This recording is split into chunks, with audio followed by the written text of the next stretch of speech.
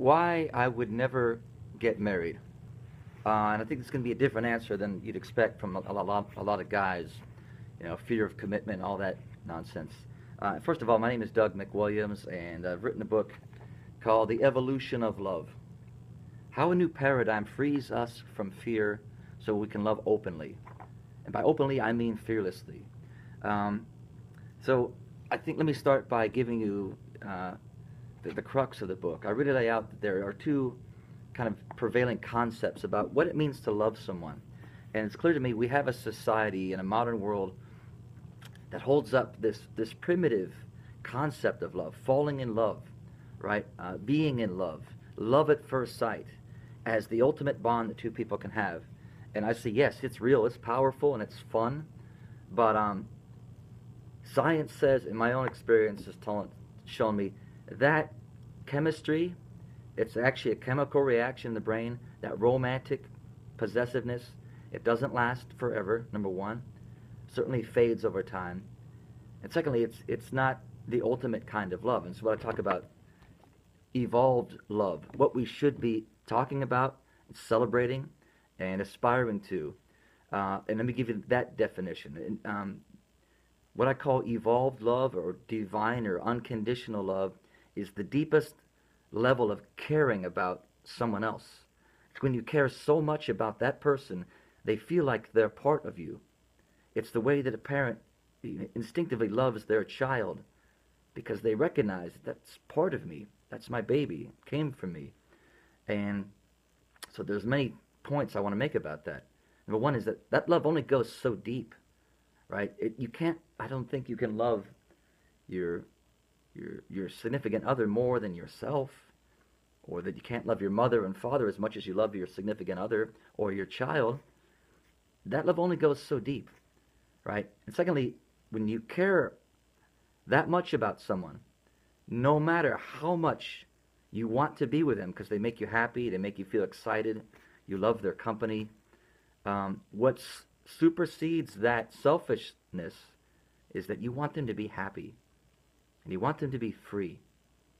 And so I would never ask someone I cared about like that to commit to me for any amount of time, right? And by the way, you're free to have your own concepts of it. I'm not saying my way is right for anyone else. I just want to share my perspective because this perspective allows me to love fearlessly. I'm not afraid of someone leaving me, cheating on me, heartbreak. I'm not afraid of it. I'm not afraid to flirt or express how much I care about someone else. So, I guess the mindset that I have is, look, I think you're freaking awesome. I celebrate your existence, and I get to exist with you. But if you're happier by yourself, if I don't satisfy you, if you find someone else you have more fun with, that you'd rather be with, please, I love you enough to let you go. So I say, evolved love is an open hand. It's not about possessiveness. And also, I love myself. I mean, what do I mean by that? We hear it all the time in like romantic relationship experts. You have to love yourself, but I don't think anyone's really defined it the way I do. And to me, loving myself means just liking yourself. Yeah, I'm not perfect. No one's perfect, right? But like yourself enough to say that I deserve a great relationship. I'm deserving. I'm worthy. There's no one who's out of my league. And they say it's a fine line between arrogance and confidence. And I'll say, well, maybe it's a fine line, but it's a clear line. Let me draw that line for you. Arrogance is feeling like you're better than everyone else. You're superior than. You put people down. Confidence is saying, well, I'm not superior, but I'm not taking a back seat to anyone else. Again, there's no one who's out of my league that I'm fun, I'm good conversation, whatever it is. Have a healthy self-esteem.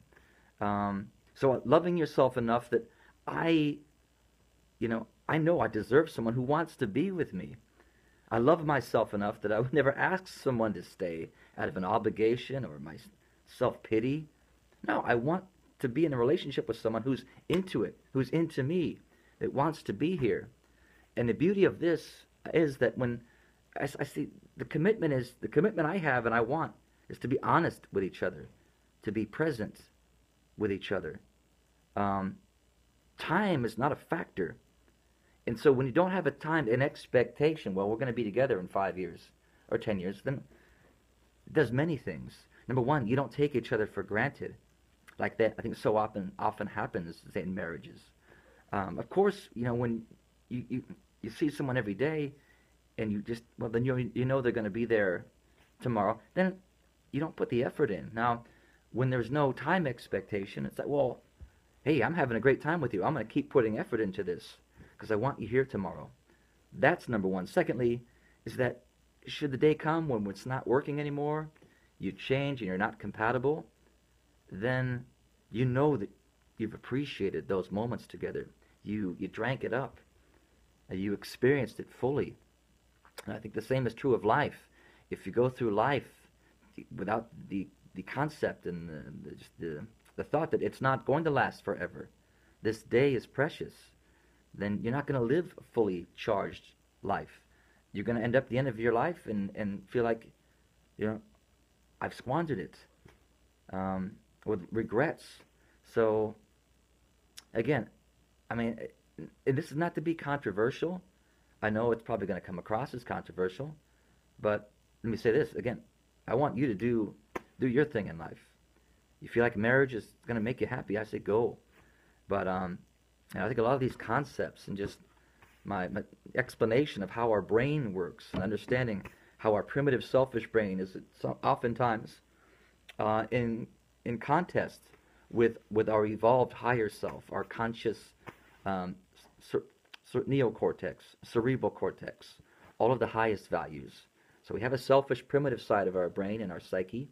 We have an evolved part of ourself, our conscious mind, and we decide who we want to be. So that's it. This book is available for 99 cents through Amazon Kindle. I made it available as cheap as possible because simply, if we can bring more love to the world, we'll have a better world to live in. That's what I want. I want a better world to live in. I want people to have better relationships. And if I can make a name for myself, I want to use that platform to promote bigger ideas like world peace. Why not? So you'll see videos about that too. So please subscribe, share the video, and I hope that works for you. And let me sign off with this. In all the infinity of time, 13 billion years behind us since the Big Bang, they say 13.6. In all the infinity of space, there's only ever been one of you. And you have gifts and talents to share with the world. You are special. Have no fear. You don't need permission. Write your book, tell your story, help people. So I'm signing off. You have a good day.